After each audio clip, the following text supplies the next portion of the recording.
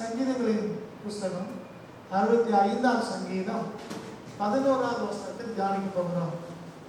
65ஆம் சங்கீதம் 11வது வசனம்.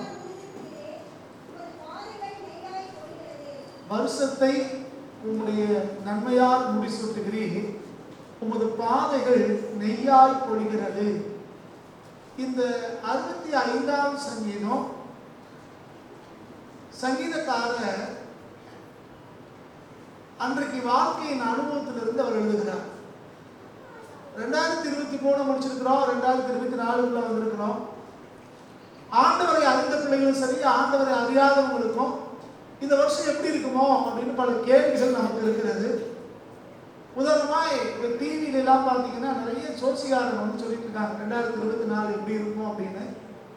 அதே மாதிரி கிறிஸ்தவ ஜோசிகாரங்களும் நிறைய சொல்றாங்க அப்படி இருக்கும் இப்படி இருக்கலாம். ஒவ்வொருத்தரும் ஒவ்வொரு விதமாக சொல்லிக் கொண்டிருக்கிறாங்க. ஆனால் வேத வசனம் சில காரியங்களை நமக்கு என்று போதிக்கிறது. இது வருஷங்கள் எப்படி இருக்கும் அப்படிங்கிறத பற்றி ஆண்டவர் நமக்கு சில காரியங்களை வாக்கு பண்ணுகிறார் அல்லது ஆலோசனையாக நமக்கு சொல்லுகிறார். அவை பொதுவாக ஒரு புதிய வருஷம் துவங்கும் போது நமக்கு உண்டாகிற அந்த ஆசை அது ஒரு கேள்விக்கு பதிலாக இந்த வசனம் இருக்கிறது. இந்த வசனத்தின்படி பார்த்தோம்னா ஆண்டவர் ஒவ்வொரு வருஷத்தையும் அவர் நன்மையால் முடிசூட்டுகிற ஆண்டவர். அவருடைய பாதைகள் நெய்யாய் பொழிகிறது அப்படின்னு இங்க வசனம் சொல்கிறது. அப்ப எந்த வருஷமா இருந்தாலும் நீங்களான ஆண்டுக்குள்ள இருந்தோம்னா ஆண்டவர் அதை நன்மையாய் நமக்கு மாற்றி தருகிற ஆண்டவர். இங்க வாசிக்கும் போது இந்த 65ஆம் சங்கீதத்தை வாசிச்சோம்னா இது எழுதின காலகட்டம் எப்போ அப்படின்னு பார்க்கும்போது அந்த நாட்கள்ல விவசாயம் அல்லது வேளாண்மை செலுத்திருந்த ஒரு காலம்.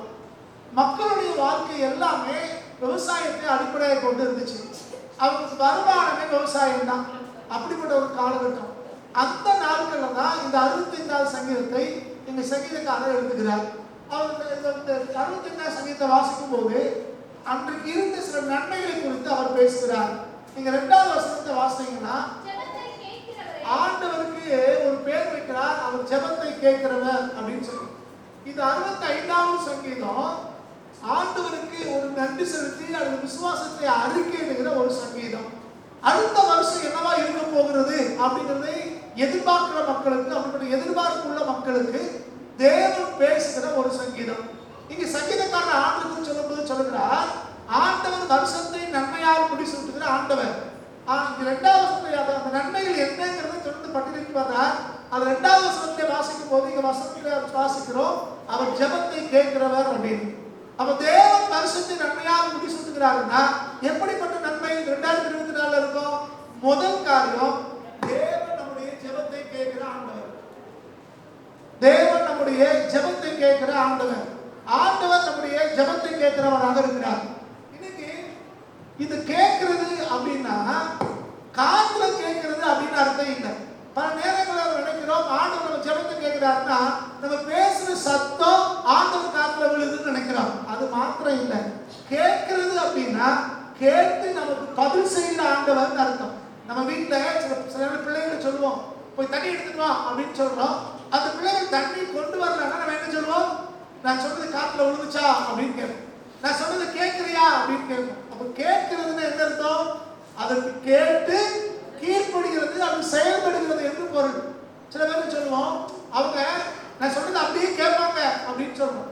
நம்ம சொன்னதை அப்படியே கேட்கிறாங்கன்னா வெறும் காது கொடுத்து கேட்கறது இல்லை, நம்ம சொல்றதை உள்வாங்கி அதன்படி அவங்க செய்யறாங்களே, அதுக்கு பேர் தான் கேட்கறதுன்னு அர்த்தம்.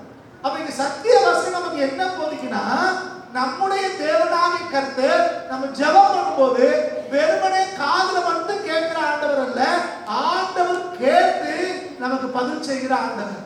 அப்ப இந்த புதிய வருஷத்துல வந்திருக்கிற உங்களுக்கு எனக்கும் ஆண்டவர் சொல்லுகிற ஒரு நன்மை, அவர் வருஷத்தை நன்மையால் முடிசூட்டுகிற கர்த்தர்.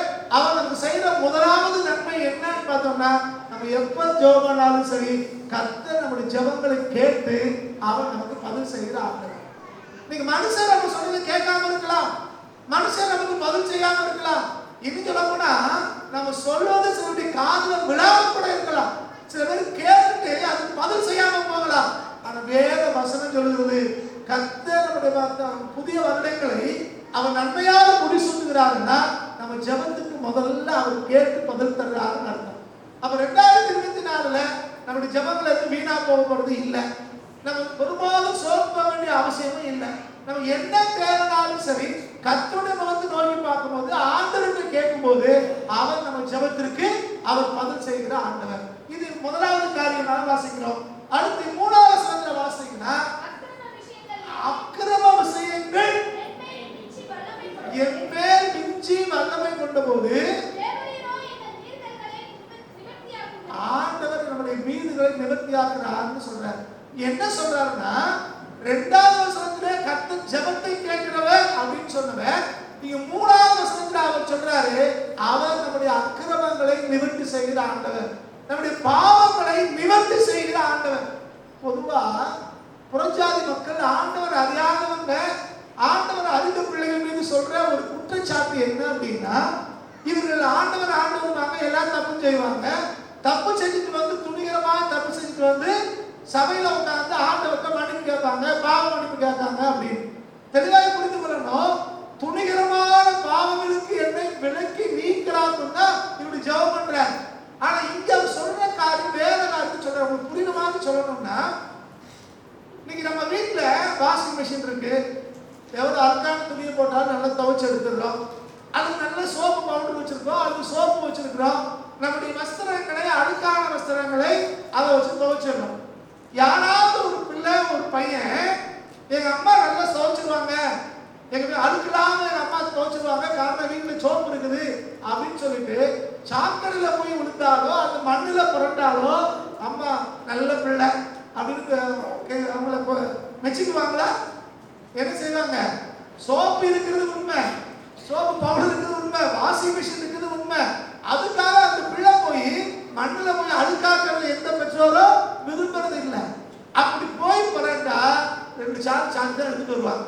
புழுதுல போய் விளையாடுறீங்க, ட்ரெஸ் என்ன ஆகும், உடம்பு என்ன ஆகும்னு 2 சாக்கு சாக்குவாங்க.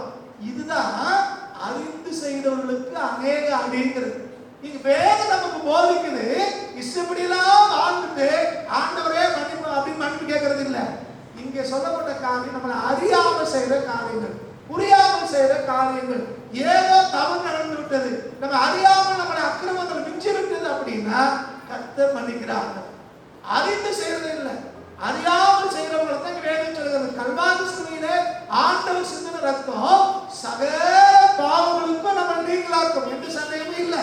அதுக்காக காலகாலமாக பாவம் செஞ்சுட்டே இருப்பேன், ஆண்டவர் மன்னிப்பு கேட்பேன், ஆண்டவர் நன்மை செய்வாருங்கிறது இல்லை, ஆண்டவர் மன்னிப்பாருங்கிறது இல்லை.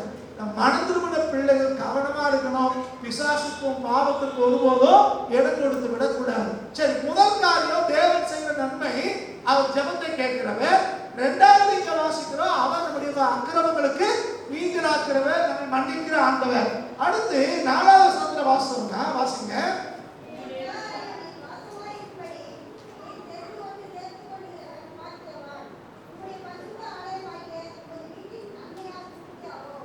இந்த புதிய வருஷத்திலே தேவன் நன்மையால் குடி சுத்துகிறார். புதிய வருஷத்தை அவர் நன்மையால் குடி சுத்துகிறாருன்னா 3வது நன்மையா அவர் சொல்ற காரியம் என்னன்னா, தேவனுடைய ஆலயத்தில், அதாவது தேவனுடைய வீட்டில் அவர் நம்மை நன்மையால் திருப்தியாக்குகிறார். தேவன் நன்மை செய்வார், தேவன் நம்மை நன்மையால் திருப்தியாக்குகிறார். எங்க வச்சு நம்மளை திருப்தியாக்குகிறார்? அவருடைய ஆலயத்தில், அவருடைய வீட்டில் அவர் நம்மை நன்மையால் திருப்தியாக்குகிறார். நம்ம வீட்டில இருந்து ஜெபம் பண்றோம், வீட்டுல கர்த்தரை ஆராதிக்கிறோம், தனியாக நம்ம வேத வாசிக்கிறோம், நம்ம ஜெபங்களுக்கெல்லாம் பதில் தர்றார் இல்லைங்கிறது இல்லை. ஆனா அதே நேரத்தில் இங்க சங்கீதக்காரர் சொல்லுகிறார், தேவனுடைய ஆலயத்துல, தேவனுடைய வீட்டுக்கு வரும்போது கர்த்தர் அங்கே நம்மை நன்மையால் திருப்தியாக்குகிறார் சொல்றார். அப்ப தேவனுடைய ஆலயத்துக்கு வரும்போது வெறுமனே பாடுவது, ஆராதிப்பது, செய்தி கேட்பது மாத்திரமல்ல, தேவனுடைய நன்மையினாலே நம்ம திருப்தி ஆகும்படி கர்த்தர் நம்மை கொண்டு வருகிறார். அப்ப புதிய வருஷத்துல தேவன் நம்மை திருப்தியாக்கணும், தேவன் நம்மை ஆஸ்வதிக்கணும், தேவன் நமக்கு நன்மை செய்யணும்னா நம்ம ஆலயத்துக்கு ஆராதனைகளே சரியாய் பங்கு பெறுகிறவர்களாய் நம்ம இருக்க வேண்டும்.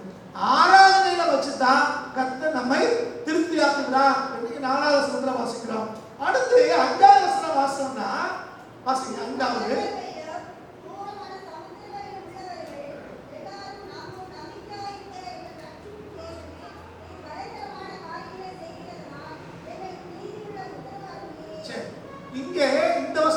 பார்த்தோம்னா தேவன் நமக்கு பதில் செய்கிற ஆண்டவர், தேவன் நமக்காக கிரியை செய்கிற கர்த்தர், ஆண்டவர் நமக்காக செயல்படுகிறவராக இருக்கிறார். தேவன் பெருமனை ஜெபத்தை கேட்கிறது மாத்திரம் இல்லை, ஜெபத்தை கேட்டு அவர் நமக்காக கிரியை செய்கிறவர், நமக்காக யுத்தம் செய்கிறவர், நமக்காக வழக்காடுகிறவர், நமக்காக அவர் பரிந்து பேசுகிறவர், நமக்காக அவர் எல்லாவற்றையும் செய்கிற ஆண்டவர். அதான் அவர் சொல்றாரு, அவர் செய்கிற காரியம் பயங்கரமா இருக்குமா. பயங்கரமா இருக்குமே என்னது? பெரிய காரியம், நம்ம எதிர்பார்க்காத காரியத்தை, நம்மளால நம்ப முடியாத காரியத்தை, மிகப்பெரிய காரியத்தை அவர் நம்ம வாழ்க்கையில செய்கிறவர். அப்ப இந்த புதிய வருஷத்துல கர்த்தர் நம்முடைய ஜெபத்தை கேட்பார், ஆண்டவர் நம்முடைய பாவங்களை மன்னிப்பார், ஆண்டவருடைய ஆலயத்திலே நம்மை திருப்தியாக்குவார், நமக்காக அவர் பெரிய காரியங்களை செய்வார். நீங்கள் நானும் எதிர்பார்த்திருக்கிற நல்ல முடிவை அவர் தருகிற ஆண்டவர், நீங்கள் நான் எதிர்பார்த்திருக்கிற சமாதானத்தின் முடிவை தருகிறவர் அவர், நமக்காக காரியங்களை வாய்க்க பண்ணுகிறவர் அவர். அவர் தான் இங்க சொல்றாரு, ஆண்டவர் அவர் பயங்கரமான காரியங்களை நமக்காக செய்வாரா. அடுத்து சொல்றாங்க 5-7 வரைக்கும் வாசம்னா, இப்ப நேரம் இல்லை, நான் வேகமா சொல்லிட்டு போறேன், வீட்டுல வாசிக்கொள்ளுங்க. இந்த 5-7 வசனங்களை வாசம்னா, அவர் நம்மை பாதுகாக்கிற ஆண்டவர், அவர் நமக்கு அரணாய் இருக்கிறார், அவர் நமக்கு கோட்டையா இருக்கிறார், அவர் சத்துருக்களுக்கு முன்பாக நமக்கு பந்தியை ஆயத்தப்படுத்துகிறார், அவர் எல்லாருடைய கண்களுக்கு முன்னால உங்களை தலைமுறை நடக்க வைக்கும்படிக்கு அவர் நமக்கு ஒரு பாதுகாப்பு வளையத்தை வச்சிருக்கிறார். ஆண்டவர் நம்மை பாதுகாக்கிற ஆண்டவர், அவர் தான் பாதுகாக்கிறவர். நம்ம 127 சங்கீதத்துல நம்ம வாசிக்கிறோம், கர்த்தர் நகரத்தை காவலாகில் விழுத்திருக்கிறது விருதா. கர்த்தர் காக்கலன்னா எவ்வளவு பெரிய வாட்ச்மேன் இருந்தாலும், எவ்வளவு செக்யூரிட்டி இருந்தாலும், எவ்வளவு ப்ரொடெக்ஷன் ஃபோர்ஸ் இருந்தாலும் நம்மளை யாரும் காப்பாற்ற முடியாது. அது வேற வாக்கியம் சொல்கிறது, கர்த்தர் நமக்கு பாதுகாக்கிறவராக இருக்கிறார், அவர் நம்மை பாதுகாக்கிறவர், அவர் சமூகம் நமக்கு முன்னும் பின்னும் இருந்து நம்மளை பாதுகாக்கும், அவர் சகல காரியத்திலையும் அவர் நம்மை பாதுகாக்கிற ஆண்டவர். இங்கே ஆண்டவர் நம்மை பாதுகாக்கிறவர். அடுத்து வாசிக்கும் போது 8வது வசனத்துல வாசிக்கிறோம், அவர் அற்புதங்களை செய்கிற ஆண்டவர். ஆண்டவர் இந்த புதிய வருஷத்திலே நமக்கு அற்புதங்களை செய்வார். நம்மளால எது முடியாதுன்னு நினைக்கிறோமோ, எது நடக்காதுன்னு நினைக்கிறோமோ, நம்ம எதிர்பார்க்கிற எந்த காரியம் வாய்க்காத நினைக்கிறோமோ, அந்த காரியங்களிலே அவர் அற்புதமான காரியங்களை செய்கிறவர். நம்முடைய ஆண்டவருக்கு பேரே அற்புதம் தான், அவர் அதிசயங்களை செய்கிறவர் தான், அவருடைய நாமமே அதுதான், அவருடைய பேரே அதுவா இருக்கிறது. அதனாலே அந்த அதிசயமானவர் அற்புதமான காரியங்களை செய்கிற தேவன் நம்ம வாழ்க்கையிலே அற்புதமான காரியங்களை அவர் நடப்பிக்கிற ஆண்டவராக இருக்கிறார். அடுத்து வாசித்தோம்னா 9-13 வரைக்கும் வாசிக்கும் போது, அவர் நல்ல மழையை கொடுத்து, தேசத்திலே தண்ணீரை கொடுத்து, ஆறுகளிலே வெள்ளங்களை கொடுத்து, விவசாயத்தை வர்த்திக்க பண்ணி நல்ல அறுவடையை கொடுப்பான்னு வாசிக்கிறோம். நான் முதல்ல சொன்ன ஆரம்பத்திலேயே, அந்த நாட்களே விவசாயம் தான் அவங்களுக்கு எல்லாமே ஆதாரம், விவசாயத்தை நம்பித்தான் அவங்க எல்லாமே வாழ்ந்து கொண்டு இருந்தாங்க. அவங்களுக்கு எந்த அளவுக்கு வேளாண்மையில விளைச்சல் வருதோ அதை வச்சுதான் அவங்களுக்கு வாழ்க்கை. இங்க சங்கீதக்காரர் சொல்றாரு, அவங்களுக்கு மழை அவர் தருவாரா, அது ஜீவ நதின்னு சொல்லல, தேவ நதிங்கிறார். ஜீவ நதினா பற்றாம ஓடுற ஆற்றுக்கு பேரு ஜீவ நதின்னு சொல்லுவாங்க. இங்க வெறும் ஜீவ நதின்னு சொல்லல, தேவ நதிங்கிறார். அப்ப ஆறு வத்தாம ஓடி விவசாயிகளுக்கு தண்ணியை கொடுத்து அங்கே நல்ல விளைச்சலை கொடுக்குதுன்னா அதுக்கு மூல காரணம் யாரு? தேவன். அதான் தேவ நதிங்கிறார். அந்த தேவ நதினாலே உங்களுக்கு எனக்கு நன்மைகளை செய்கிறவர் அவர். இதுக்கு அடுத்து வாசிங்கன்னா ரொம்ப அழகா இருக்கும். இந்த தமிழ் புலவர்கள் சொல்றது போல, வரப்புயர நீர் உயரும், நீர் உயர நெல் உயரும், நெல் உயர குடி உயரும், குடி உயர வாழ் உயரும் நம்ம வாசிக்கிறோம். அந்த இந்த வசனம் ரொம்ப தெளிவா சொல்லுது. வாசிங்க பாருங்க, பரப்புகள் தண்ணீர்த்தக்கதாய் அவருடைய படைச்சாளர்களுக்கு தண்ணீர் இறைத்து, அது முதலிருந்து கூட வாசிங்க வசனத்தை. தேவரீர் பூமியை விசாரித்து அதற்கு நீர் பாய்ச்சுகிறீர், தண்ணீர் நிறைந்த தேவ நதியினால் அதை மிகவும் செழிப்பாக்குகிறீர், இப்படி நீர் அதை திருத்தி. பாருங்க, ஆண்டவர் தண்ணீர் கொடுக்கிறாரா, மழையை கொடுக்குறாரா, ஆத்துல தண்ணீரை பெருக பண்றாரா, அது மட்டும் இல்ல, அது என்ன செய்யறாரா, திருத்துகிறார்னு. திருத்துறதுன்னா என்னது? அதை சரிப்படுத்துறார். ஆண்டவர் சரிப்படுத்துறார். வயல்களில் வேலை செஞ்சவங்களுக்கு தெரியும், வயக்காட்டில் தண்ணியை விடுவோம். சாதாரண நிலத்துல முதல்ல உழுவாங்கல்ல, ஆனா வயக்காட்டில் வித்தியாசமா இருக்கும். அதுல தொழில் உழுவுல தண்ணியை விட்டு அதுக்கு பிறகு விட ஆரம்பிப்போம். அதான் அவர் சொல்றாரு, தண்ணியை விட்டு நிரப்பி அதை திருத்தி, அது எங்க மேடு பள்ளம் இருக்கு, எங்கேயாவது ஓட்டம் இருக்குதா, எல்லாம் சரி பார்த்து திருத்தி அடுத்து அவருக்கு தானியத்தை விளைவிக்கிறீர். கர்த்தர் எவ்விதமான நன்மைகளை செய்யறாங்க பாருங்க. அப்ப விவசாயிகளுக்கு தேவையே என்னதுதான்? தானியம் விளையணும். அது தானியம் விளைவதற்கு என்னவெல்லாம் செய்யணுமோ அதெல்லாம் கர்த்தர் செய்கிறார்.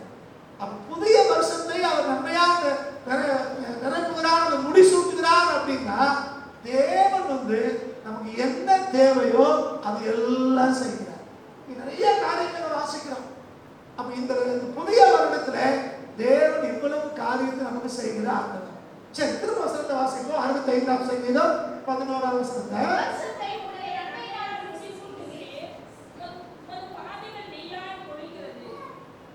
வருஷத்தை உங்களுடைய நன்மையால் முடிசூட்டுகிறீர். முடிசூட்டுகிறீர். முடிசூட்டுறதுன்னா என்னது? முடினா என்னது?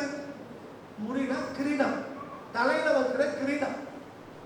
அரசர்களுக்கு முடிசூட்டு விழா அப்படின்னு வச்சு அவங்க இளவரசராகவோ அரசராகவோ பேரரசராகவோ அவங்களுக்கு அதிகாரங்களை கொடுக்கறதா முடிசூட்டு விழான்னு சொல்றோம். முடிசூட்டு விழா அப்படின்னா ராஜரிஷிகள் இருப்பாங்க, மூத்த மன்னர்கள் இருப்பாங்க.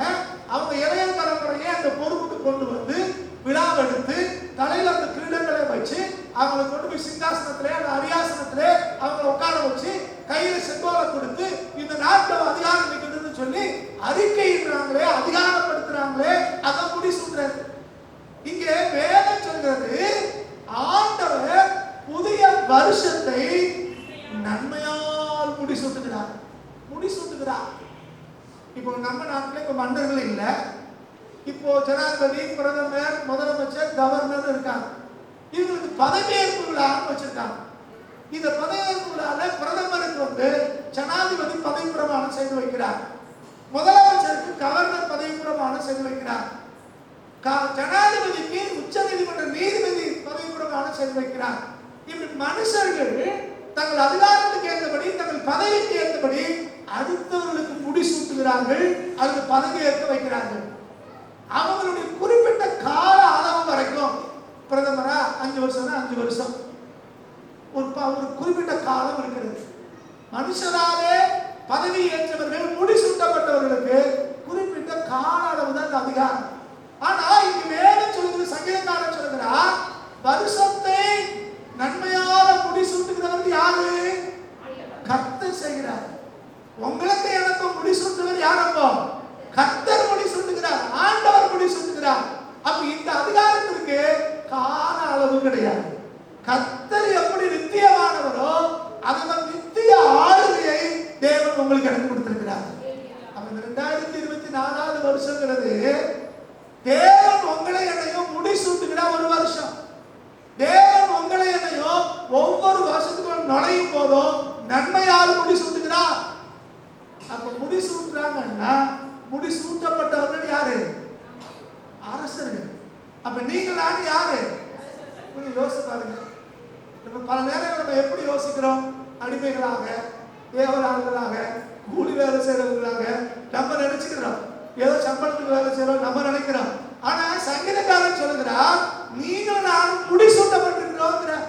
அதை 1 பேதுல வாசிக்கும் போது 1 பேதுல 2:9 வாசிங்க.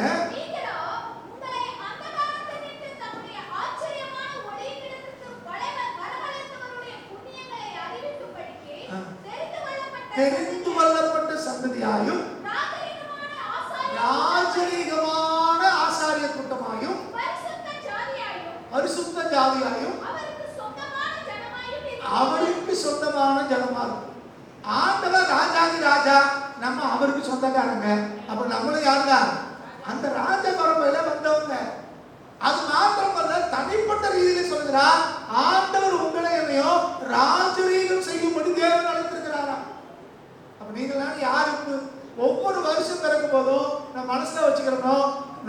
முடிசூட்டப்பட்டவர்களே. ஆண்டவர் உங்களை ஆளுகை செய்யும்படி அழைத்திருக்கிறார். நீங்கள் நான் அதிகாரம் செலுத்தும்படி கர்த்தர் நம்மை அழைச்சிருக்கிறார். அப்ப நம்ம இன்னும் அடிமைகள் அல்ல, நீங்கள் நான் கூலிக்காரங்க இல்ல. அடுத்தவங்களுக்கு முன்னால கைகட்டி நிற்கிறதுக்கோ கைகூப்பி நிற்பதற்கோ தேவன் உங்களை என்னை தெரிந்து கொள்ளவில்லை. தேவன் உங்களை என்னையோ நன்மையால் முடிசூட்டி ஒரு புதிய வருடத்துக்குள்ளாக நம்ம நுழையப்படுகிறார். அப்ப முதல் காரியம், வருஷத்தை அவர் நன்மையால் முடிசூட்டுகிறாருன்னா அந்த வருஷத்துக்குள்ள இருக்கிற உங்களுக்கு எனக்கும் ஆண்டவர் விசேஷத்தை அதிகாரத்தை கொடுத்திருக்கிறார். முதல் காரியம். ரெண்டாவது நம்ம வாசனம் அப்படின்னா, ரெண்டாவது காரியம் சோதரம், இதே வசனத்தை கவனிக்கணும். ஆண்டவர் எதனால முடிசூட்டுறாரா? நன்மையினாலே முடிசூட்டுகிறார். நன்மையினால் ஆண்டவர் நமக்கு ஒரு அதிகாரத்தை கொடுத்திருக்கிறார். அந்த அதிகாரம் நன்மைக்கு ஏதுவான அதிகாரம். ஆண்டவர் நமக்கு நன்மை செய்கிற ஆண்டவர். அவர் ஒருபோதும் தீமை நமக்கு செய்தவரே அல்ல. ஆண்டவர் ஒருபோதும் நம்மளை கண்ணீர் வடிக்க வைக்கணும், நம்மளை வேதனைப்படுத்தணும் என்பது தேவ திட்டமும் இல்லை. அவர் நன்மையால் நம்மை நடத்துகிற ஆண்டவர். அவர் நன்மையினாலே நம்ம நிரப்புகிற ஆண்டவர். அவர் வேதத்தில் வாசிக்கிறோம், கர்த்தர் நன்மையானதை தருவார் அப்படி. ஆண்டவர் நமக்கு தருவது எல்லாமே நன்மையானதா இருக்கும். அப்ப கர்த்தர் கருத்துறது எது வந்தாலும் சரி அது நன்மையான ஒன்றாக தான் இருக்கும். அப்ப கர்த்தர் நம்ம கொடுக்கிற எதையும் நீங்கள் நான் ஏற்றுக்கொள்ளும் போது அது நமக்கு நன்மையாய், மற்றவர்களுக்கு நன்மை பயக்கிறதாய் தேவன் அதை மாற்ற முடியும். அப்ப இங்கே வாசிக்கிறோம், தேவன் நமக்கு நன்மையானதை முடிசூட்டுகிறார். ஆண்டவர் முடிசூட்டுகிறார், நன்மையினாலே முடிசூட்டுகிறார். இது எப்படி? நம்ம நல்லவங்கிறதுனாலயோ, நம்ம கெட்டிக்காரங்கிறதுனாலயோ, நம்ம திறமசாலிங்கிறதுனாலயோ, நம்ம உழைப்பாளிங்கிறதுனாலயோ, பரிசுத்தவான்கிறதுனாலயோ அல்ல. காரணம் என்னன்னா, அவன் நமக்காக முள்முடி சுமந்தார். கல்வாரி சிலுவையிலே அவன் நமக்காக முள்முடி சுமந்ததுனால இந்த வருஷத்திலே தேவன் நமக்கு நன்மையினாலே முடிசூட்டுகிறார். அவன் முள்முடி சுமந்ததுனால உங்களுக்கு எனக்கும் நன்மையினாலே முடி கிடைக்கிறது. தேவன் கல்வாரி சிலுவையில மரிச்சு அது கல்வாரி சிலுவையில முள்முடியை ஏற்றுக்கொள்ளனா உங்களுக்கு எனக்கும் இந்த நன்மையினால முடி நமக்கு கிடைக்காது. அப்ப ஆண்டவருடைய கல்வாரி சிலுவையின் இரத்தத்தினாலதான் உங்களுக்கு எனக்கும் மேன்மை உண்டாயிருக்கிறது. உலக பிரகாரமாய் நீங்கள் நானும் ஒண்ணு இல்லை, மற்றவங்க பார்வைக்கு நீங்கள் நானும் ஒண்ணு இல்லை. நீங்கள் நானும் சாதாரண மண்ணிலிருந்து உருவாக்கப்பட்டவர்கள். சாதாரண மண் அவ்வளவுதான். ஆனால் மண்ணினாலே உருவாக்கின கர்த்தர் நமக்குள்ளாக அவருடைய ஜீவ சுவாசத்தை கொடுத்திருக்கிறதுனாலே நீங்கள் நானும் அவரை போல மாறுகிறோம். அப்ப நமக்குள்ள யார் இருக்கிறார்? சாதாரண மண்ணு தான், சாதாரண மண்பாண்டம் தான். நம்மளால எந்த பிரயோஜனமும் இல்லை. ஆனால் நமக்குள்ள இருக்கிற ஆண்டவர், நமக்குள்ளே சுவாசத்தை வைத்திருக்கிற தேவன், நமக்குள்ளே வாசம் பண்ணுகிற ஆவியானவர் உங்களை என்னையோ பிரயோஜனம் உள்ளவர்களாக மாற்றுகிறார். உங்களை என்னையோ அவர் பயன்படுத்த முடியும், உங்களை என்னையோ அவர் வாழ்விக்க முடியும், அவர் உயர்த்த முடியும். அவங்க 2024 வந்திருக்கிறோம், புதிய வருஷத்துக்குள்ள வந்திருக்கிறோம். நம்ம வாழ்க்கை எப்படி இருக்குமோ, எதிர்காலம் எப்படி இருக்குமோ, கடந்த நாளை போல இருக்கிறோமோ, பல கேள்விகள் நமக்கு வரலாம். ஆனா சத்திய வசனம் சொல்லுது, ஆண்டவர் நமக்கு போதிக்கிறார். நம்முடைய சுயத்தினால எதுவும் நடக்க போறது இல்ல. கர்த்தர் நமக்காக முள்முடி சொன்னபடினாலே அவர் நமக்கு நன்மையினாலே முடி சுட்டுகிறார். கர்த்தர் நமக்காக எல்லாரும் செய்து முடிச்சிருக்கிறதுனால இன்னைக்கு உங்களை என்னையா அவரால் வாழ வைக்க முடியும். அதான் அன்றைக்கு பழைய பாட்டிலே சகரியார் சொல்லும்போது ரொம்ப அழகா அவர் சொல்லுகிறார், பலத்தினாலும் அல்ல பராக்கிரமத்தினாலும் அல்ல. நம்முடைய சுய பலத்தினால, நம்முடைய சுய பராக்கிரமத்தினால எதையும் செய்ய முடியாது. ஆனால் அவருடைய ஆவியினாலே, கர்த்தருடைய ஆவியினாலே ஆகாதது எதுவுமே இல்லை. ஆண்டவரே கேட்கிறார், என்னால் செய்யக்கூடாத அதிசயமான காரியம் ஒன்று உண்டோ அப்படிங்கிற. ஆண்டவரால் செய்ய முடியாதது எதுவுமே இல்லை. அப்ப இந்த புதிய வருஷத்துல தேவன் நமக்கு முடிசூட்டுகிறார். அது எப்படிப்பட்ட முடியா? நன்மையான. தேவன் நமக்கு நன்மையாக முடிசூட்டுகிற ஆண்டவர். பிசாசு நமக்கு தீமை செய்ய நினைக்கலாம், நம்ம நம்புனவங்க நமக்கு தீமை செய்ய நினைக்கலாம், சொந்த பந்தங்கள் நமக்கு தீமை செய்ய நினைக்கலாம், அரசாங்கம் நமக்கு தீமை செய்யலாம். ஆனா கர்த்தருடைய வார்த்தை சொல்கிறது, தேவன் உங்களுக்கும் எனக்கும் நன்மையான முடிசூட்டுதலை வைத்திருக்கிறார். தேவன் நன்மையானதை தருவார். கர்த்தர் நன்மையான தரும்போது யார் என்ன தீமை செஞ்சாலும் அது நமக்கு ஒரு பொருட்டே இல்லை. கர்த்தர் அதை விட மேலாய் நம்ம நடத்துகிறவர். அவன் நமக்கு தீமை செஞ்சா கூட அது நன்மையாய் மாற பண்ணுகிறவர். யோசிப்படி அர்த்தம் சொல்றார், சகோதரமா இருக்க, நீங்க எனக்கு தீங்கு செய்ய நினைச்சீங்க, ஆனால் இன்றைக்கு நடந்து வந்தபடியே வெகு ஜனங்களை உயிரோடு காக்கும்படிக்கு அதை எனக்கு நன்மையாய் மாற பண்ணினாருங்கிற. அப்ப மத்தவங்க நமக்கு தீங்கு செய்ய நினைக்கலாம், ஆனா கர்த்தர் அந்த தீங்கை நன்மையாய் மாற பண்ணுகிற. யோசேப்பு ஒரே ஆளு, சின்ன பையன், வாலிபன், குடும்பத்திலே சின்ன பையன், மற்றவங்க எல்லாம் வளர்ந்த அண்ணமாரு, மத்த எல்லாரும் சேர்ந்து அவர் அடிச்சு அவர் முடி குளிர போட்டாங்க, வியாபாரிட்டு வித்துட்டாங்க, அதோட வாழ்க்கை முடிஞ்சு போச்சுன்னு நினைச்சாங்க. ஆனா அப்படி இல்லை. யோசேப்பு தன் சொந்த வாயில சொல்றாரு, நீங்க எனக்கு தீங்கு செய்ய நினைச்சீங்க, ஆனா கர்த்தர் நன்மையாய் மாற. அப்ப எதெல்லாம் நமக்கு தீமை போல தெரியுதோ, சத்துரு எதெல்லாம் நமக்கு தீமையா கொண்டு வர்றாங்களோ, பிசாசு எதெல்லாம் நமக்கு தீமையா கொண்டு வர்றாங்களோ அதையெல்லாம் நன்மையாய் மாற்றுகிற கர்த்தர் அவன் நம்ம கூட இருக்கிறார். தேவன் நன்மையால் முடிசூட்டுகிறார். சரி, இதுல இன்னொரு காரியத்தை நீங்க நம்ம கவனிக்கலாம்ல, சங்கீதம் 23:6 வாசி. அவன் எப்படி நமக்கு நன்மை செய்கிறார்?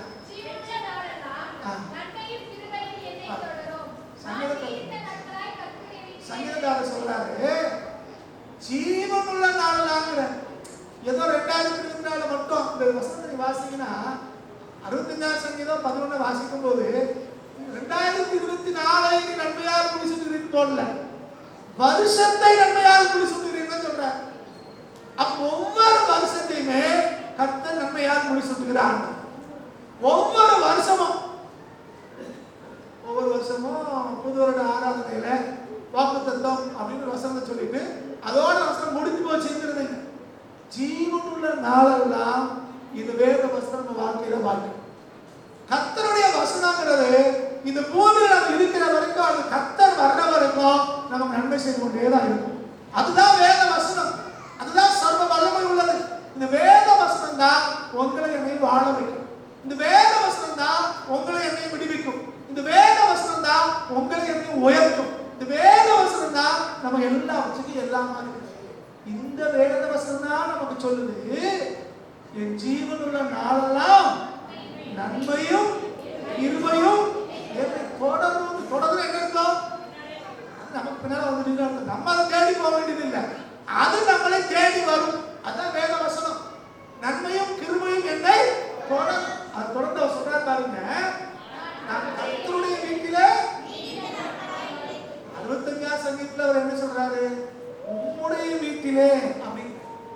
அவருடைய வீட்டில நன்மையினால திருப்தியாவேங்கிறார். கர்த்தருடைய வீட்டில நன்மையால திருப்தியாவே. எப்படி? அது விளக்கம் 23 அவர் சொல்றாரு, நான் நீடித்த நாட்களாய் கர்த்தருடைய வீட்டிலே நினைச்சிருக்கேன். அப்ப தேவனுடைய வீட்டில, சபையில, ஆராதனையில எந்த அளவுக்கு நீங்கள் நினைச்சிருக்கோமோ அந்த அளவுக்கு கர்த்தர் நம்மை நன்மையால் திருப்தி ஆகிறார். அப்ப ரகசியம் எங்க இருக்குது? கர்த்தருடைய வீட்டில. கர்த்தருடைய வீட்டில. நம்ம வீட்டுல நம்ம குடும்பமா இருக்கிறோம், ஜெபம் பண்றோம், பைபிள் வாசிக்கிறோம், அதெல்லாம் நல்லதுதான். ஆனா இங்கே சொன்னது நம்ம வீட்டை சொல்லல, கர்த்தருடைய வீட்டை சொல்கிறது.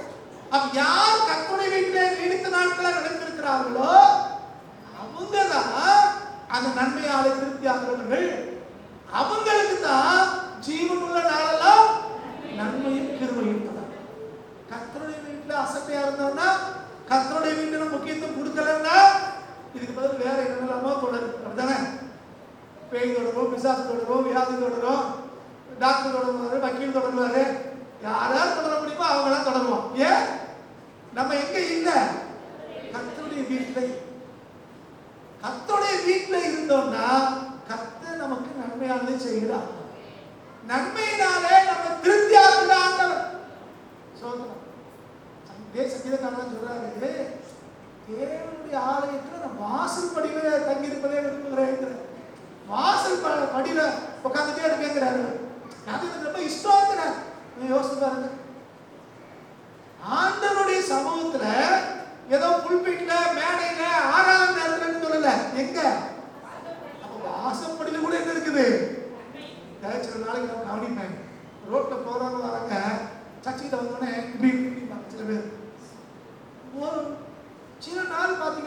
3 வருஷத்துக்கு முன்னாடி, இந்த கொரோனாவுக்கு முன்னாடி டிவி முன்னால பார்த்தா சூடப்படுத்திருக்கோம், இங்க படிக்கல மெழுகுவர்த்தி படுத்திருக்கோம்.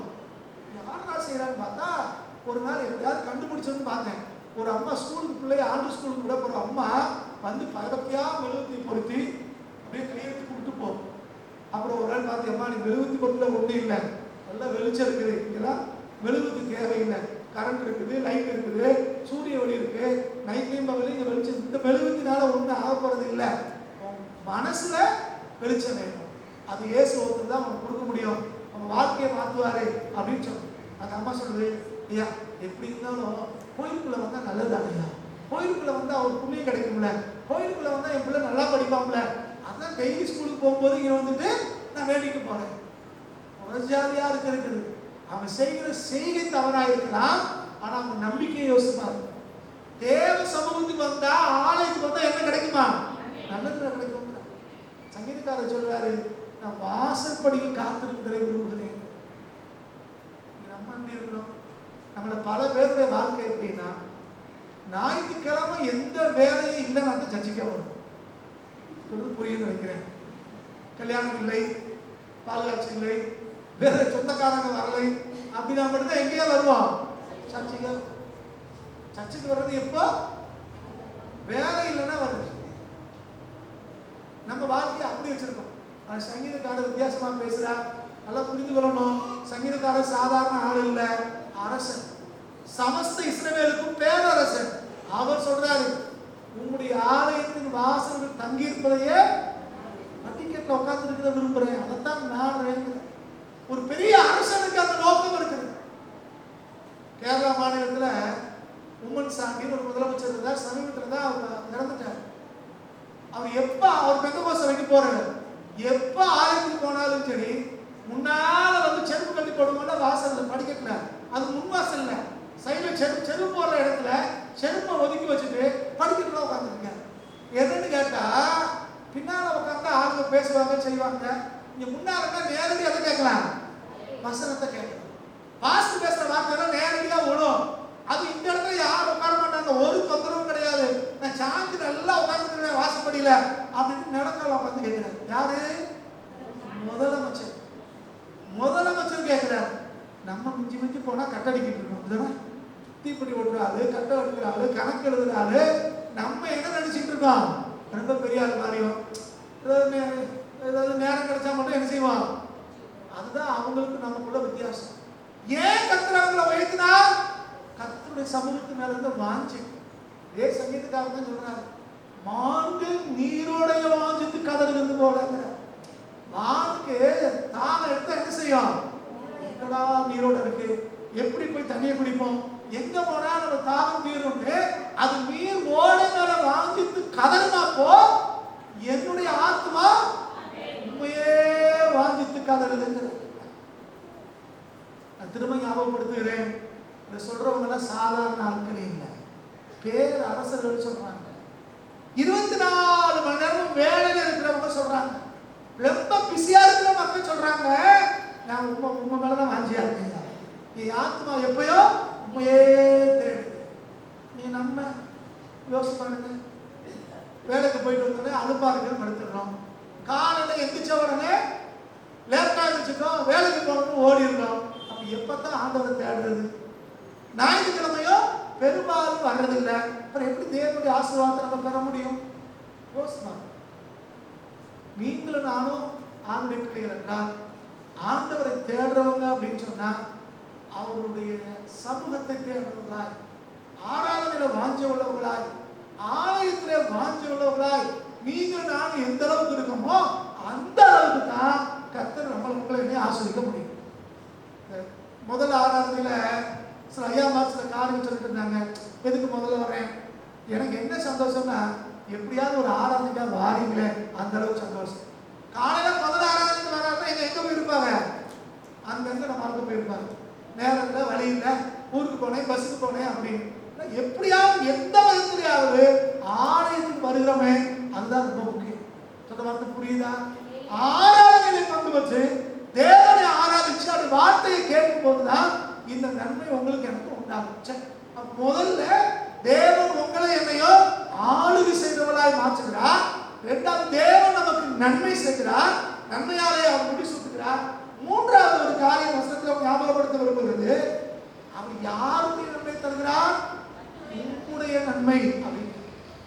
வருஷத்தை உம்முடைய நன்மையாக முடிசூட்டுகிறீர்கள். கர்த்தருடைய நன்மை. சில காரியம் நமக்கு நல்லதுன்னு நினைக்கிறோம், நமக்கு நன்மை நம்ம நினைக்கிறோம்.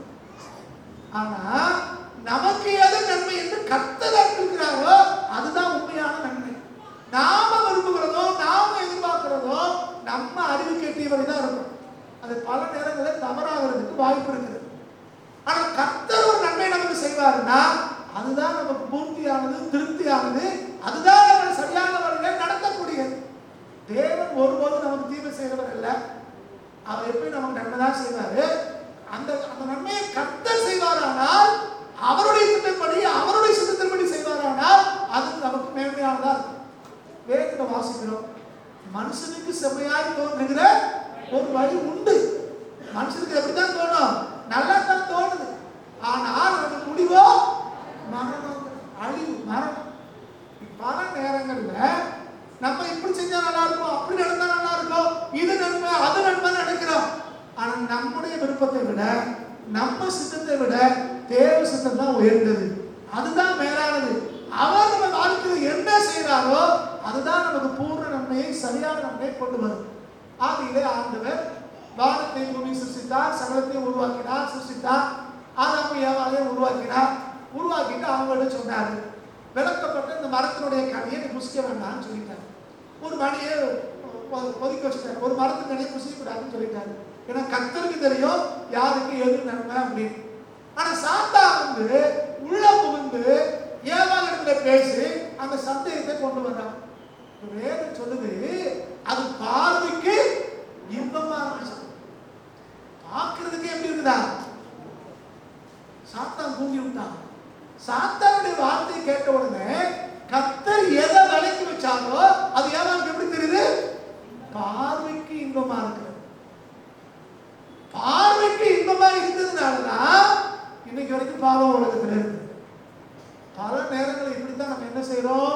நம்முடைய பார்வைக்கு இன்பமானதை, நம்முடைய புத்திக்கு நல்லதாய் தெரிகிறதை, நமக்கு நன்மையாய் நம்ம சுயத்துல நினைக்கிறோமே, அதுக்கு முக்கியத்துவம் கொடுத்து ஆண்டவருடைய வார்த்தையை கேட்காம போய்கிறோம், ஆண்டவருடைய நடத்துவதற்கு கீழ்ப்படியாமல் போய்விடுகிறோம். அதுதான் நம்ம வாழ்க்கையில நிரந்தரமான சாபத்தை, பாவத்தை, பிரச்சனையை, நெருக்கங்களை, கண்ணீரை நம்ம கொண்டு வரும். ஒன்றை புரிந்து கொள்ளணும், புதிய வருஷத்துக்குள்ள வந்திருக்கிறோம். இந்த புதிய வருஷத்துல நம்ம சுய சித்தம் அல்ல, நம்முடைய சுய விருப்பம் அல்ல, கர்த்தர் எப்படி நடத்துறாரோ அவ்வளவுதான். தேவன் நடத்துகிறபடி நம்ம வாழ்க்கை ஒப்புவிப்போம்னா கண்டிப்பா அது நன்மையாக முடியும். ஏன்னா அவர் நன்மையானதை செய்கிற கர்த்தர். அவர் ஒருபோதும் தீமை செய்ய மாட்டார். அவரிடத்துல தீமை பேச்சுக்கு இடமே கிடையாது. அவர் நன்மையான மாத்திரம் செய்கிற கர்த்தர்.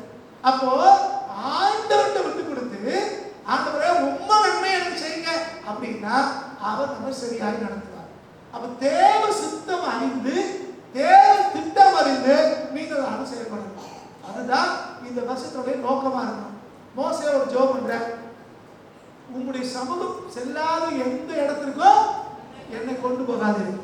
அப்படி ஜெபம் என்னதான்? உங்க சமூகம், உங்க பிரசன்னம் போகாத எந்த இடத்திற்கும் என்னை கொண்டு போயிடாது. அழகான ஒரு ஜெபம் பாருங்க, இவ்வளவு உறுதியான ஜெபம்.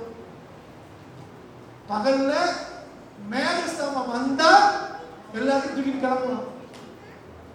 மேகஸ்தம்பம் கிளம்பிடுச்சா தூக்கிட்டு ஓடு. இரவுல அக்னி ஸ்தம்பம் வருதா புறப்பட்டு போவாங்க.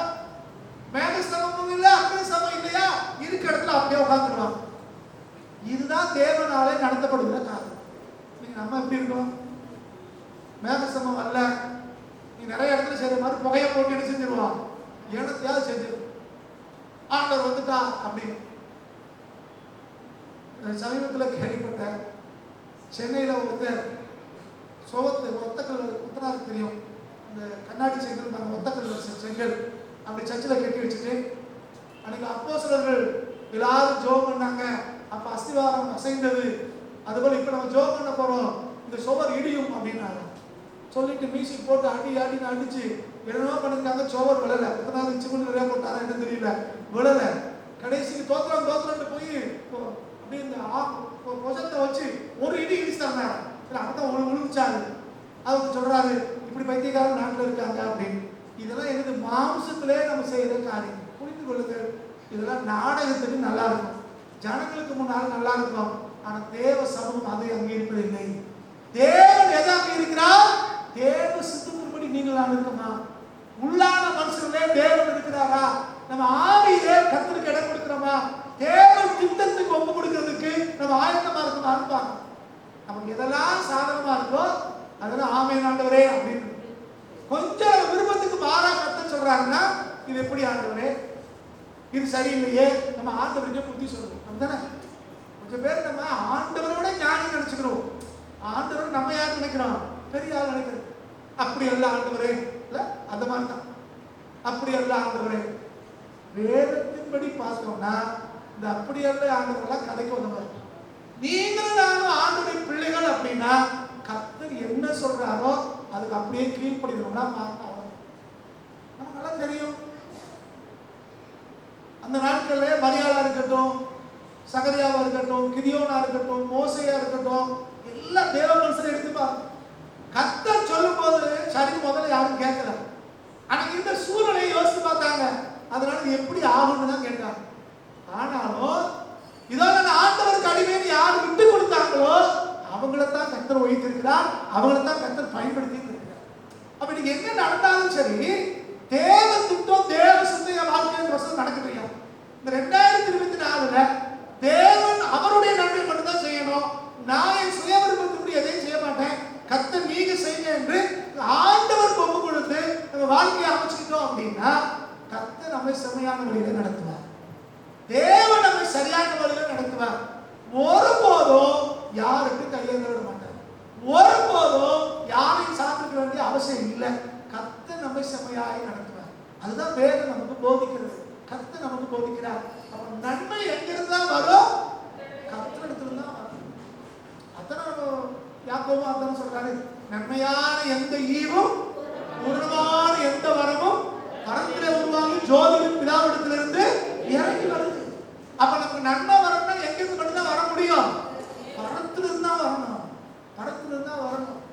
வேலைக்காரரின் கண்கள் எஜமானின் கையை நோக்கி இருக்குமா போலவும், வேலைக்காரின் கண்கள் எஜமானின் கையை நோக்கி இருக்குமா போலவும். அப்ப நம்ம கண்கள் யாரைத்தான் நோக்கி இருக்கணும்? கர்த்தரை நோக்கி. கர்த்தரையே நம்ம நோக்கி இருக்கும் போது அவர் நம்மை நடத்துகிற ஆண்டவர். அவன் பரிசத்தை நன்மையால் முடிசூட்டுகிறார் அப்படின்னா அவருடைய நன்மையால முடிசூட்டுறார். கர்த்தர் அவருடைய நன்மையை நமக்கு தரணும். அவருடைய நன்மை. இன்னைக்கு நம்ம நாட்டில் ரொம்ப இலவசமாய் அடிக்கடி கிடைக்கிறது ஒண்ணு என்னன்னா ஆலோசனை. சுத்தி சுத்தி ஆலோசனை சொல்லுவாங்க. அப்படியாக்கும் இப்படியாக்கும் என்ன வேணாலும் சொல்லுவாங்க. புதுசு புதுசா சொல்லுவாங்க. எங்க ஊர்ல ஒரு பழமொழி சொல்லுவாங்க, 10 பிள்ளை பெற்றவர்களுக்கு ஒத்த பிள்ளை பெற்றவ புத்தி சொன்னாங்களா அப்படின்னு. இல்ல அதுதான் இன்னைக்கு எல்லாரும் நமக்கு புத்தி சொல்லுவாங்க, ஆலோசனை சொல்லுவாங்க. ஆனா சத்திய வேதம் சொல்லுகிறது கர்த்தருடைய ஆலோசனையே வாழ்க்கை. தேவன் என்ன ஆலோசனை சொல்றாங்களோ அதுதான் நமக்கு வாழ்க்கை, அதுதான் நமக்கு சரியா இருக்கும். ஆனால் தேவனை சார்ந்து வாழ்க்கையை சார்ந்து நீங்க நன்மை செய்யணும். உங்களுக்கு எது நன்மையா இருக்கு அதை செய்யும். தேவன் நமக்கு நன்மை செய்வாருன்னா அது நம்ம வாழ்க்கையில நிரந்தரமான நன்மையா இருக்கும். வேதத்துல வாசிக்கிறோம், தேவன் அவனோட வேதனையை கூட்டாரு. தேவன் நமக்கு ஒரு ஐஸ்வர்யம் கொடுத்தார், தேவன் நமக்கு ஒரு ஆசீர்வாதம் கொடுக்கிறாருன்னா அவர் அதோட வேதனையை. பேங்க்ல கணக்கு வச்சிருக்கவங்க தெரியும், திடீர்னு போன் வரும், பேங்க்ல வந்து பேசுறேன், உங்களுக்கு லோன் வேணுமாப்பா. அதுலயும் உங்க சம்பள கணக்கை நீங்க பேங்க்ல வச்சிருந்தீங்கன்னா அக்கௌண்ட் ஆரம்பிச்சு ஒரு மாசத்துக்குள்ள வரும். உங்களுக்கு கிரெடிட் கார்டு வேணுமா, உங்களுக்கு வீட்டு லோன் வேணுமா, கார் லோன் வேணுமா கேட்கறது அப்படித்தான். உடனே தூக்கி கொடுப்பேமா. நம்மளும் என்னப்போ வேலைக்கு வந்த உடனே அது சம்பளம் வருது அப்படின்னு நினைச்சிட்டு உடனே என்ன செய்வான், சரி அவனா தானே கார் லோன் தரேங்க, அவன் தானே வீட்டு லோன் தரேங்க, சரி வாங்கிடுவோம். வாங்கி முடிச்சு நீங்க ஒரு நாள் லேட்டா கட்டினீங்கன்னா வட்டிக்கு வட்டி இருக்கும். பார்த்துருக்கீங்களா? ஒரு அவதார வட்டி இருக்குமா. சமீபத்தில் ஒருத்தர் சொல்றாரு, 50 லட்சம் வாங்கினையா கடன், 70 லட்சம் கட்டியிருக்கேன், இன்னும் அசல் முடியும். 50 லட்சம் வாங்கினவருக்கு வட்டி மட்டும் எவ்வளவு கட்டிருக்காரா? 70 லட்சம் கட்டியிருக்கிறாரு, இன்னும் அசல் அடையல, கடன் அடையல. நமக்கு யார் நன்மை செஞ்சாங்க? பேங்க்காரன் நன்மை செய்யறேன்னு சொன்னான். நம்ம அதை கேட்டு என்ன செஞ்சுட்டோம்? கர்த்தர் என்ன சொன்னா? நீயோ கர்த்தர் அப்படி சொன்னா, பேங்க்காரன் என்ன சொன்னா? வா வா உடனே தர வாங்க அப்படின்னு. கடைசி இப்ப காலமெல்லாம் என்ன செய்ய வேண்டியிருக்கு? எனக்கு தெரிஞ்சு கொஞ்சம் பேரு வீட்டை கட்டிட்டு குடியேறாம உத்தரவு நிறைய பேர் நடக்குது. லோன் வாங்கி வீட்டை கட்டுவாங்க, கட்டி முடித்துட்டு குடியேற முடியாம, கடனை கட்ட முடியாம அதை வித்தா இருக்கணும். ஆனா கர்த்தர் இந்த வீட்டை கொடுத்தாங்க, கர்த்தர் உதவி செஞ்சான்னு வச்சுங்க, ஜீவன் உள்ள நாளெல்லாம் அந்த குடியிருக்கும். கர்த்தர் வார்த்தை புரியுதா? கவனிக்கிறீங்களா? அப்ப நமக்கு நன்மை எங்க இருந்து வரணும்? கர்த்தரிடத்துல இருந்து. வருஷத்தை உமது நன்மையால் முடிசூட்டு, வருஷத்தை உமது நன்மையால் முடிசூட்டுகிறேன். அதான் சங்கீதக்காரருடைய அறிக்கை. அது எந்த வருஷமா இருந்தாலும் இருந்தா நீங்க உமது நன்மையால் நீங்க முடிசூட்டுறீங்க ஆண்டவரே. அது எனக்கு, அது எனக்கு. கர்த்தர் நன்மை செஞ்சாருன்னா அது நீடிச்சிருக்கும், நிலைச்சிருக்கும், நமக்கு அது மேன்மையானதா. சரி, அந்த வீடியோ வாசிங்க. அதே உமது பாதைகள். இப்ப கர்த்தர் நமக்கு நன்மை செஞ்சாருன்னா அந்த வருஷத்துல அவரும் நடத்துற அந்த பாதை அது எப்படி இருக்குமா? நெய்யாய் பொழியும். இது இந்த நெய்ங்கிறதுக்கு பல இங்கிலீஷ் மருத்துவத்துல கொழுப்புன்னு போட்டிருக்காங்க. உமது பாதைகள் கொழுப்பாய் பொழிகிறது அப்படின்னு. அது என்ன அர்த்தம் அப்படின்னா, இஸ்ரேல் நாட்டுல அங்க ஒரு தெரியும், பாலும் தேரும் ஓடுகிற தேசம்னு போட்டிருக்கு. ஏன் அப்படி போட்டிருக்குன்னா, அங்க உள்ள மரங்கள்ல, காடுகள்ல, மலைகள்ல, மரங்கள்ல தேனீக்கள் நிறைய இருக்குமா. அங்க தேன் எடுத்து இந்த கூட்டுல வச்சிருக்குமா. அந்த தேன் எடுக்கிறதுக்கு ஆள் இல்லாதனால அது தேனா ஒழுகும், தேன் உள்ள ஒழுகும். அதே மாதிரி இந்த மாடுகள் இருக்கு, இது நிறைய பால் சுரக்கிற மாடு. நீங்க இப்பயும் நீங்க மூணாறுல போனீங்கன்னா பார்க்கலாம். அந்த நம்ம சர்ச்சில் வட்டவடா, கோயிலூர் இந்த பக்கம்லாம் பார்த்தீங்கன்னா பாறைகள்ல நடுக்காட்டுல கட்டி கட்டியா பால் கட்டி கிடக்கு. ஏன்னா பாலை அந்த கண்டுபிடி குடிச்சிட்டு போக காட்டு மாடு அந்த பாலை அங்கேயே சுரந்துடும். அது பாறையில வெயில சுரக்கிறது, கட்டி கட்டியா கிடக்கு. ஏன்? பீச்சுறதுக்கு ஆள் இல்லை, குடிக்கிறதுக்கு ஆள் இல்லை. அது அங்கேயே சுரந்து அது கட்டிகளாய் மாறி நெய்யாய் கிடக்கும். ஆண்டவருடைய பாதைகள் எப்படி இருக்குமா? கர்த்தருடைய பாதைகள் நடந்தா, நம்ம சுயேச்சைப்படி நம்ம தெரிந்து கொண்ட பாதைகள் நடந்தா அது எப்படி இருக்கும்? கல்லும் முள்ளும் காலுக்கு மெத்தை. அதுதான் புரிந்து கொள்வீங்கன்னு நினைக்கிறேன். கவனம். அப்ப ஆண்டவர் பாதைகள் நீங்கள்லாம் நடக்கும் போது நம்முடைய பாதைகள் 2024 வருஷம் வந்திருக்கிறோம். வருஷத்தை நன்மையால் முடிசூட்டுகிற கர்த்தர் நமக்கு வாக்கு பண்ணியிருக்கிறார். நம்முடைய பாதைகள் நெய்யாய் பொழியும். அந்த அளவுக்கு அது என்ன அர்த்தம்? தேவைக்கு அதிகமாய் தேவன் தருகிறாங்க. அதான் அர்த்தம். பாலை குடிக்கிறதுக்கு ஆள் இருந்தா, பீச்சுறதுக்கு ஆள் இருந்தா அங்க சுரந்து கட்டியா கிடக்காது, ரோட்ல நெய் கிடக்காது. அப்ப என்ன அர்த்தம்? தேவைக்கு அதிகமாக இருக்குது. புதுசா முடிஞ்ச உடனே பார்த்தேன், சுசியம் பெட்டிக்குள்ள அப்படியே கிடக்கு. ஏன்னா அளவுக்கு அதிகமாயிருச்சு. அதுல சுசி எப்படி கிடக்குது? அது மட்டும் கிடக்கு. ஒரு யாரோ கிளீன் பண்ற அக்கா மாதிரி தான் துடைக்கும் போது எடுத்து போட்டுருக்காங்க. அளவுக்கு அதிகமாயிருச்சு. கர்த்தர் எல்சடாய்னு சொல்றோம். எல்சடாய் அப்படின்னா அவர் சர்வ வல்லமையுள்ள தேவன் மாத்திரமல்ல, அவர் போதுமானதற்கும் அதிகமானவர் தான். நமக்கு என்ன தேவையோ அதுக்கும் அதிகமாக அவர் செய்கிறவர். நமக்கு தேவைக்கு மேல அவர் நம்மை ஆசீர்வதிக்கிறார்.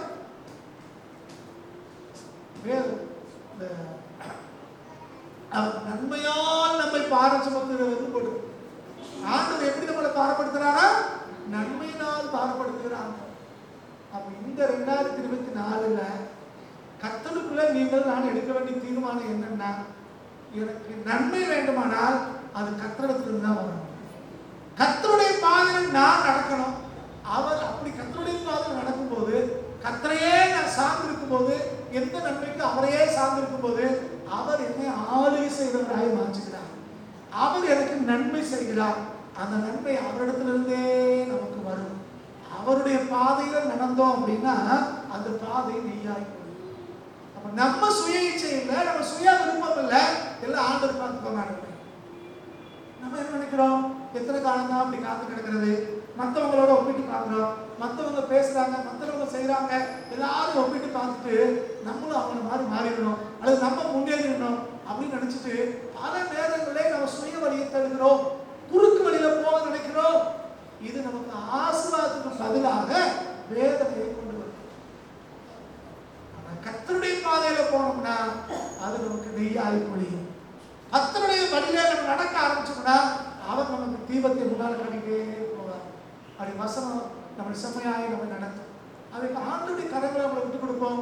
ஆண்டவர்கிட்ட சொல்லுவோம், ஆண்டவரே இந்த வருஷத்துல நீர் உம்முடைய நன்மையினாலே என்னை முடிச்சுடுங்க. உம்முடைய பாதையிலே நான் நடக்க தீர்மானிக்கிறேன். நீங்க என்னை நடத்துங்க விட்டு கொடுப்போம். கர்த்தரையே சார்ந்திருப்போம். கர்த்தர் நம்மை சபையாக நடத்துவார். ஒரே ஒரு காரியத்தை நிறைவு செய்ய விரும்புகிறேன். ஒரு தேவ மனுஷன் அப்படி சொல்லுங்க அப்படின்னா 2024 போராட்டம் வராதா? பிரச்சனையே வராதா? நெருக்கமே வராதா? கஷ்டமே வராதா?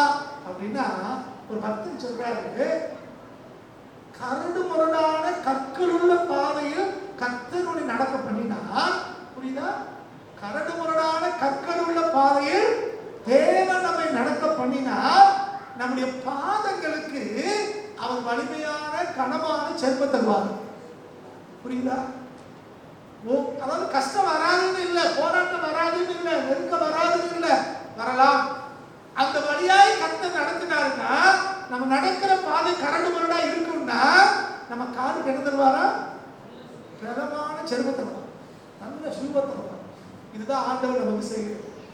தேவன் நம்மளை அவருடைய பாதையிலே நம்ம நடக்க பண்ணும் போது அது எப்படிப்பட்ட பாதையா இருந்தாலும் சரினா கர்த்தர் நமக்கு போதுமானவர் என்ற விசுவாசத்தோட அவரை சார்ந்திருந்தோம்னா அவர் செம்மையாய் நம்ம நடக்க பண்ணுவார். ஜெபம் பண்ணுவோமா?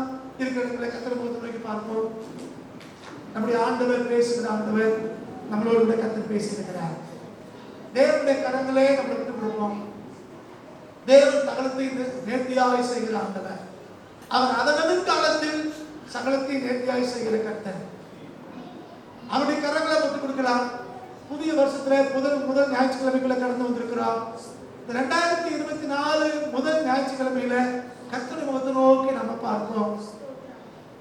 அவர் வருஷத்தை அவருடைய நன்மையாலே முடிசுகிற ஆண்டவர். அவருடைய பாதைகள் நெய்யாய் பொழியும். இன்னைக்கு அந்த நம்பிக்கையோடு விசுவாசத்தோடும் கர்த்தருடைய கரங்களை விட்டு கொடுக்கலாம். ஆண்டவரே இந்த வருஷத்தை நீர் உமது நன்மையினாலே முடிச்சுட்டு தாங்கப்பா. என்னுடைய சுய விருப்பம் இல்லை, என்னுடைய சுய சித்தம் இல்லை, மற்றவங்களுடைய ஆலோசனைப்படி இல்லை. ஆண்டவரே உம்முடைய திட்டம் என் வாழ்க்கையில் நிறைவேறணும், உம்ம சித்தம் என் வாழ்க்கையில் நிறைவேறணும். ஆண்டவரே கர்த்தருடைய கரங்களை விட்டு கொடுப்போமா? எல்லாரும் கர்த்தருடைய ஸ்தோத்திரம் பண்ணுவோம். தேங்க்யூடா, தேங்க்யூடா, தேங்க்யூடா, தேங்க்யூடா. பிசாசு சொல்லலாம் உனக்கு தீமை வரப்போகுதுன்னு, பிசாசு சொல்லலாம் உன்னால் நடக்க முடியாதுன்னு, பிசாசு சொல்லலாம் பாதை கல்லுக்குள்ளா இருக்குதுன்னு. ஆனா கர்த்தருடைய வார்த்தை சொல்லுகிறது அவருடைய பாதை நெய்யாய் பொழியும். அவர் இந்த வருஷத்தை நன்மையால முடிச்சுட்டுகிறவர். அவர் நம்மளை ஆளுகை செய்யும்படி நம்மளை அவர் தெரிந்து கொண்டிருக்கிறார். அவருடைய கரங்களை அப்படி விட்டு கொடுப்போமா? சோத்திரம், சோத்திரம், சோத்திரம், சோத்திரம். யாராவது ஒருத்தர் சத்தத்தை உயர்த்தி தேவன் என்னோடு பேசினான்னு சொல்றவங்க சுருக்கமாக ஒரு ஜெபம் பண்ணலாம்.